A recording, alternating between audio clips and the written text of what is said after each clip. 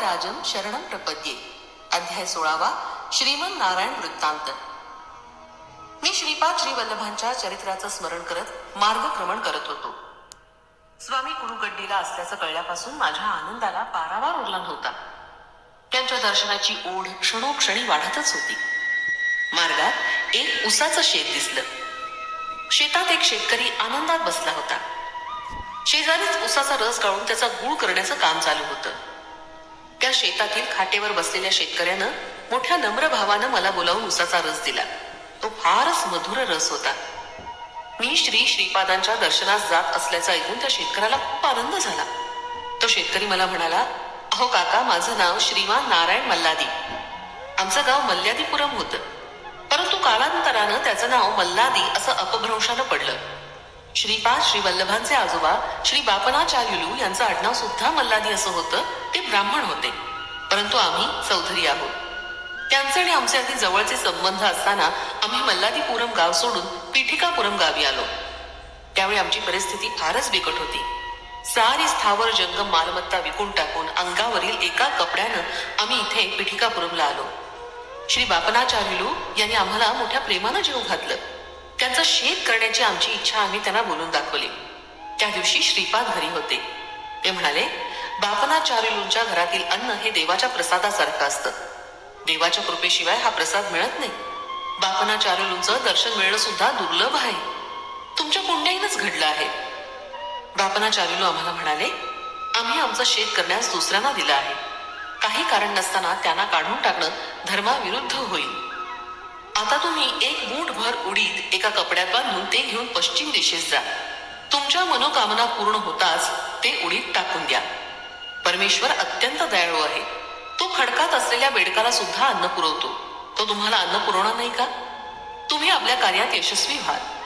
आम्ही जेवण केलं आणि निघताना धोत्राच्या सोब्यात मूठभर उडीद बांधून घेऊन पश्चिमेकडे तोंड करून निघालो. श्रीपाद श्री वल्लभांच्या कृपेनं प्रवासात अन्न पाण्याचा मुळीच त्रास झाला नाही. न मागताच आम्हाला जेवण मिळत होतं. हे केवढं आश्चर्य! चालत चालत आम्ही आंध्र प्रांत ओलांडून कर्नाटक प्रांतात प्रवेश केला. मार्गात आम्हाला अनेक पर्णकुट्या दिसल्या. त्यात राहणारे लोक वृद्धच होते. त्यांच्याजवळ धन संपत्ती वगैरे काही नव्हती. एका पर्णकुटीत आम्ही प्रवेश केला. तिथं एक वृद्ध जोडपं राहत होतं. ते जातीनं चौधरी होते. त्यांचा एकुलता एक मुलगा सर्पदंशानं मरण पावला होता. त्या मुलाची पत्नी कृष्णा नदीत स्नान करत असताना पाण्याच्या प्रवाहात वाहून गेली होती. त्यांना संतान नव्हतं. वृद्ध दंपतीला आता कुणाचाच आधार उरला नव्हता. त्यांचे शेजारी मात्र त्यांच्याबरोबर मधुर भाषण करीत आणि वेळोवेळी त्यांना मदत करीत असत. या वृद्ध जोडप्यानं आमचं उत्तम आदरातिथ्य केलं आणि घरी ठेवून घेतलं.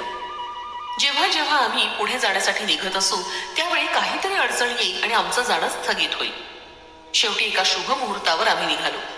परंतु त्याच वेळी त्या वृद्ध गृहस्थास उलट्यांचा आणि जुलाबाचा त्रास सुरू झाला. तेव्हा आम्हाला राहणं भाग पडलं.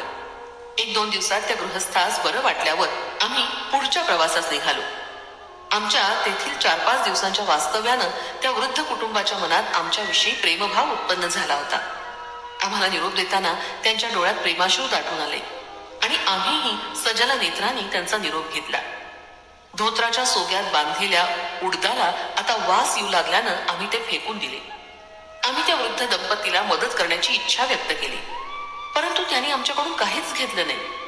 त्यांची निरीच्छ वृत्ती पाहून आम्हाला अतिशय आश्चर्य वाटलं.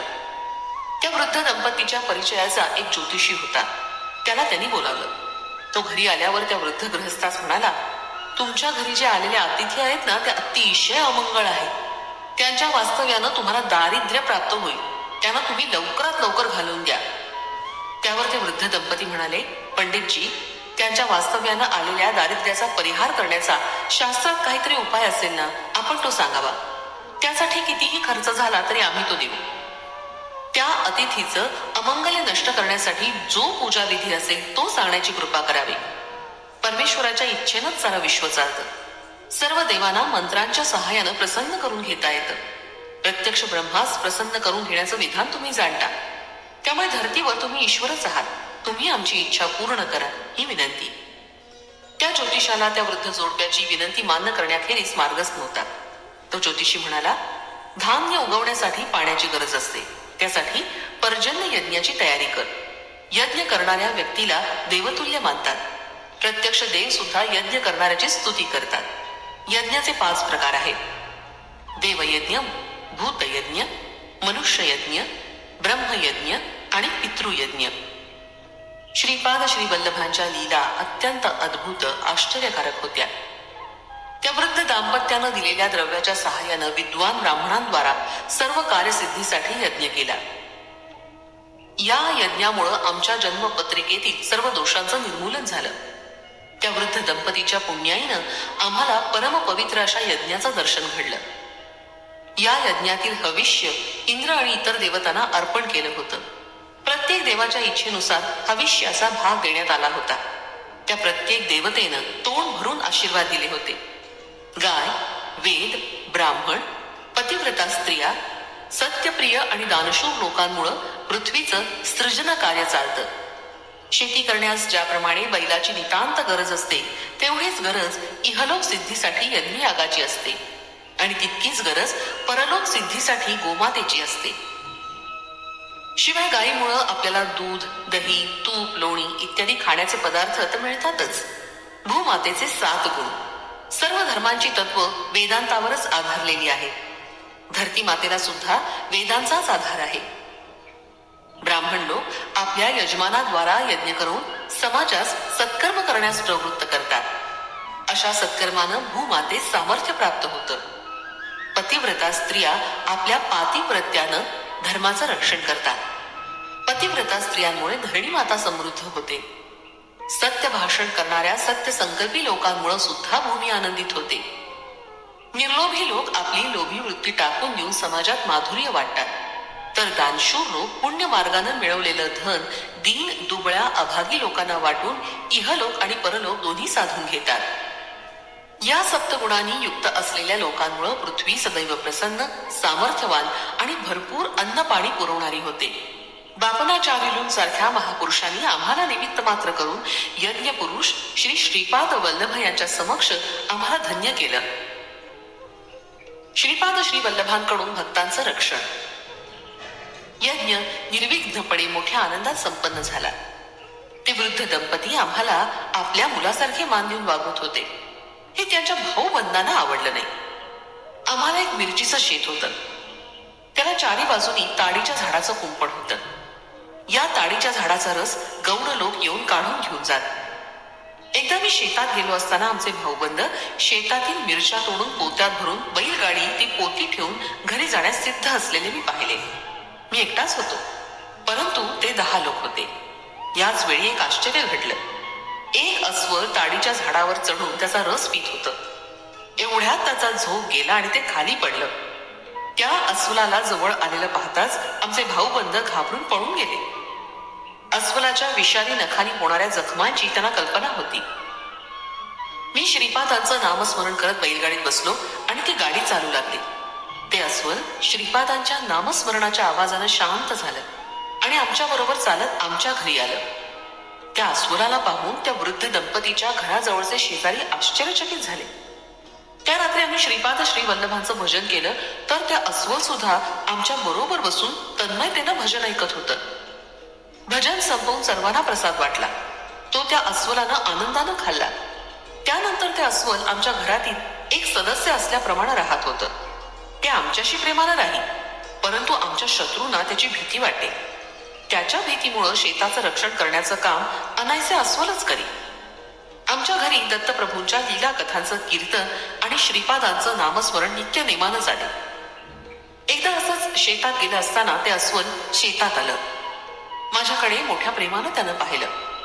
मी श्रीपाद स्वामींचं नाम घेण्यास सुरुवात करताच ते मोठ्या आनंदानं नाचू लागलं. आमच्या शेजारच्या गावात एक मांत्रिक आला होता. त्यानं काही उपासना करून शक्ती प्राप्त केल्या होत्या. त्याच्या प्रभावात येणाऱ्या लोकांकडून तो धन दुबाडून घेऊन संग्रहित करीत होता. आमच्या भाऊबंधांनी त्याला शरण जाऊन त्याचा आश्रय घेतला होता. त्यानं अस्वलावर मंत्रप्रयोग केला. त्यामुळे त्याची सारी शक्ती नष्ट झाली असल्याप्रमाणे अगदी निचेष्ट होऊन पडला. दुसऱ्या मंत्रानं त्यांनी अस्वलाच्या साऱ्या शक्ती स्वतःत आकर्षून घेतल्या. रामायणातील वालीप्रमाणे त्याला एक विद्या अवगत होती, जिच्या प्रयोगानं समोरील शत्रुपक्षाची अर्धी शक्ती त्याला प्राप्त होत असे. या कारणामुळेच श्रीरामानी वालीला झाडाच्या मागे लपून बाण मारला होता. त्यानं त्याचा अंत झाला. श्रीपाद श्रीवल्लभांच्या शिष्याला कर्मबंधनापासून मुक्तता. श्रीपाद स्वामींच्या लीला मोठ्या अगम्य आहेत. त्यात कार्यकारण संबंध शोधणं अत्यंत कठीण आहे. कारणाशिवाय कोणतंच कर्म संभवत नाही. इंद्राची पूजा गोकुळवासियांनी प्रतिवर्षाप्रमाणे न केल्यामुळे रागावून त्यांनी गोकुळावर अतिवर्षा केली. तेव्हा श्रीकृष्णानं गोवर्धन पर्वत आपल्या अंगुलीवर उचलून धरला आणि त्याखाली सारे गोकुळवासी सुरक्षित राहिले. ज्याप्रमाणे श्रीकृष्णानं सर्व गोकुलवासियांचं रक्षण करून आपल्या गोपाल धर्माचं पालन केलं, त्याचप्रमाणे श्रीपाद श्रीवल्लभांनी मांत्रिकाच्या योगशक्तीला तिच्या आज्ञेप्रमाणे करू दिलं. अस्वल त्या शक्तीला बळी पडलं. त्याच्यातील पुण्य अंशामुळे ते श्रीपाद स्वामींचं भक्त झालं होतं. त्या मांत्रिकाच्या शक्ती प्रयोगानं निचेष्ट पडलेलं अस्वल मंद गतीनं रडत होतं. दुःखी जीवांचं रुदन श्रीपाद श्रीवल्लभ स्वामींना न चुकता ऐकू येतं. ते प्रत्येकाच्या कर्मानुसार पापकर्माच्या फलाची तीव्रता कमी करतात. श्रीमद नारायणाच्या घरी दत्तकथा, श्रीपाद श्रीवल्लभ स्वामींचं नामस्मरण, कथा, कीर्तन नित्य नेमानं चालत असे.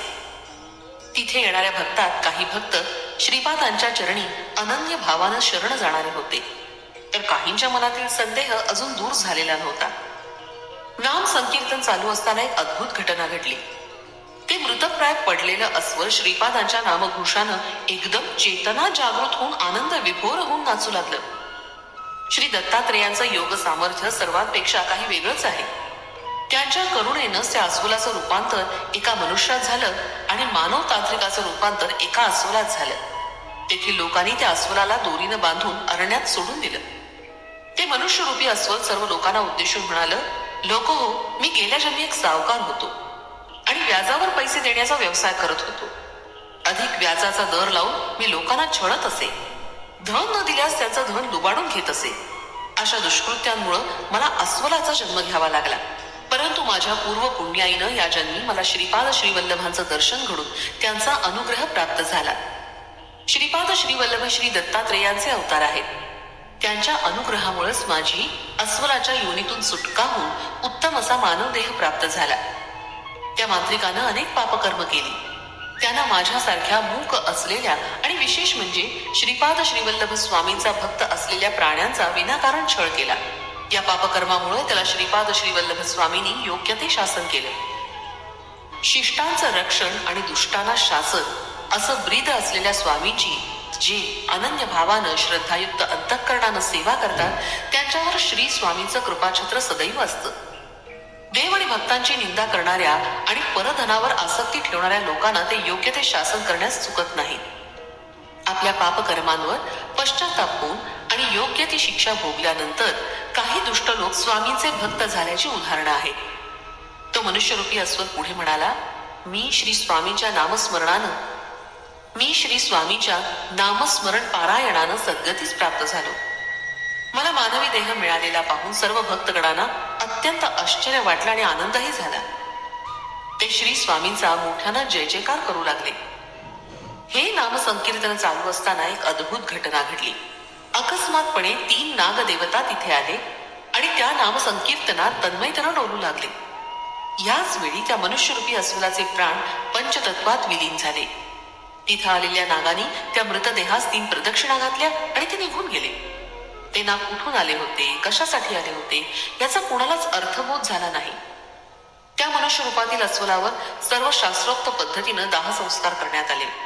आम्हास श्रीपाद श्रीवल्लभांच्या नामस्मरणाचं सतत ध्यान होतं आणि त्यांचाच जीवनाला आधार होता. ते 3 नाग वरील घटनेनंतर आमच्या घरीच राहू लागले. त्यांची आम्हाला आणि दुसऱ्या दत्तभक्तांना भीती वाटत नसे, परंतु दुसऱ्या लोकांना मात्र त्यांची भीती वाटे आणि ते आमच्या घरी येत नसत. श्रीपाद श्रीवल्लभांचं नामस्मरण भजन सुरू करताच ते नाग तन्मयतेनं डोलू लागत. त्या वृद्ध दंपतीच्या घराजवळील काही जमीन त्यांच्या भाऊबंदांनी अन्यायानं लुबाडली होती. त्या जागेस पंचांनी विवादग्रस्त अशी घोषित केली होती, परंतु त्या जमिनीवर भाजीपाला लावण्याची परवानगी मिळाली होती. आमच्या भाऊबंदांनी गावातील प्रतिष्ठित लोकांना धनाचं प्रलोभन दाखवून आपलेसं करून घेतलं होतं. यामुळे त्या विवादित भूमीचा निर्णय सारखा पुढे ढकलला जात होता. या विवादास्पद जागी एक नागाचं वारुळ होतं. नागपंचमी पंचमीला लोक त्या वारुळात दूध आणून घालत. दूध घालणारे भाविक जन नागदेवता नागदेवता आमची संकट दूर कर अशी नम्र प्रार्थना करीत असत. दूध घालणाऱ्या काही लोकांना माहिती होतं की वारुळात एकही नाग नाही. एकदा नागपंचमीच्या वेळी आम्ही श्रीपाद श्रीवल्लभांना नैवेद्य दाखवून नागाची प्रार्थना करताच त्या वारुळातून ते 3 नाग आले आणि आम्ही ठेवलेलं दूध पिऊन परत त्या वारुळात निघून गेले. हे दृश्य पाहिल्यानंतर मात्र त्या वारुळात दूध घालायला कोणी आलं नाही. नागपंचमीच्या दिवशी एक मांत्रिक आमच्या गावात आला. त्या मांत्रिकाचे गावातील प्रतिष्ठित लोकांनी बोलावून स्वागत केलं. तो मांत्रिक कितीही विषारी साप असला तरी त्याला आपल्या मंत्र सामर्थ्यानं वश करून घेत असे अशी त्याची प्रसिद्धी होती. तसंच सर्पदोष झालेल्या कोणत्याही व्यक्तीला आपल्या मंत्रशक्तीने जिवंत करीत असे. त्याच्या तळहातावर गरुडाचं चिन्ह होतं. अशी गरुड रेषा असलेल्या व्यक्ती साप वश होतात असं शास्त्रवचन आहे. ही मंत्रविद्या त्याला प्राप्त असल्यानं सारे गावकरी त्याच्या पुढे नतमस्तक होत असत. त्या मांत्रिकानं गावातील प्रतिष्ठित व्यक्ती बरोबर येऊन आमच्या घराजवळ असलेल्या वारुळाच्या 4 बाजूनी आग लावली. तो त्या आगीजवळ बसून जोर जोरात मंत्रोच्चार करत होता. विचित्र हावभाव करत होता. त्या सर्पांना मारल्यास पाप लागेल असं आम्ही त्याला दूर उभं राहून सांगत होतो. परंतु आम्ही तिथं काहीच करू शकत नव्हतो. त्याच वेळी आम्ही त्या निरपराध सर्पांचं रक्षण करावं अशी श्रीपादांचे चरणी प्रार्थना केली. त्या मंत्राच्या प्रभावानं ते 3ही साप वारुळातून बाहेर आले. परंतु आम्ही पाहिलं की त्या मांत्रिकाची मंत्रविद्या क्षीण होत होती. त्याला काहीच करता येत नव्हतं. तो मोठ्यानं मंत्रोच्चार करत होता परंतु त्याचा काहीच उपयोग होत नव्हता. ते सर्प ज्या दिशेनं जात होते तेथील अग्नी श्रीपादांच्या कृपेनं थंड झालेला असे. आणि आश्चर्य म्हणजे अग्निदेवतेनं त्या 3ही सर्पांसाठी मार्ग मोकळा करून दिला होता. ते ज्या मार्गाने आले होते त्या मार्गाने निर्विघ्नपणे निघून गेले. थोड्याच वेळात तो अग्नी पूर्णपणे शांत झाला. हे दृश्य पाहून त्या मंत्रिकाचे अनुचर पळून गेले. त्याच वेळी गावातील प्रतिष्ठित व्यक्तींच्या मोठ्या मुलास सर्पदंशाच्या खुणा दिसून आल्या. थोड्याच वेळात त्याचं शरीर सर्पाच्या विषानं काळनिळ झालं. दुसऱ्या मुलाची दृष्टी पूर्णपणे नष्ट झाली. त्या मांत्रिकानं पुष्कळ मंत्रोच्चार केला परंतु काहीच उपयोग झाला नाही. त्या मांत्रिकाच्या हातावरील ती गरुड रेषा हळूहळू लहान होत अदृश्य झाली. गावातील लोकांना खूप भीती वाटली. त्या भयंकर संकटातून केवळ श्रीपाद श्रीवल्लभच आपली सुटका करू शकतील असा त्यांना दृढ विश्वास वाटत होता. त्या मांत्रिकाची मंत्रविद्या पूर्णपणे लुप्त होऊन तो निस्तेज होऊन जमिनीवर पडला. श्रीपाद प्रभूंची लीला कोणत्या प्रसंगी कशी आणि कोणाला सहाय्यभूत होईल हे समजून येत नाही. गावातील सर्व लोक धावत धावत येऊन ओक्साबोक्षी रडू लागले. परंतु आम्ही काही करू शकलो नाही. अनन्य भावानं श्रीपाद प्रभूंना शरण जाऊन त्यांचं नामस्मरण केल्यास तुमची 2ही मुलं पूर्वस्थितीत येतील असं आम्ही त्यांना सांगितलं. निस्तेज झालेला मांत्रिक अल्पावधीतच गतप्राण झाला. त्या मांत्रिकाचं पार्थिव शरीर गाव प्रमुखांच्या घरासमोर ठेवलं होतं.